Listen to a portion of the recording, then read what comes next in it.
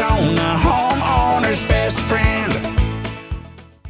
Explain the dye test. Yeah, dye testing, you can go online and do a lot of the preliminary testing yourself. The problem with dye testing is it's very skewed if you don't have experience in it.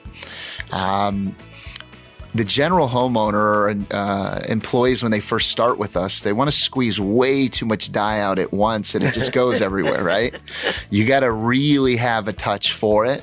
And you could have a crack that's 18 inches long and 80% of the crack is not pulling, but 20% of it is. Man. So if you're dye testing a section of the crack, but not all of the crack, you've got a false reading.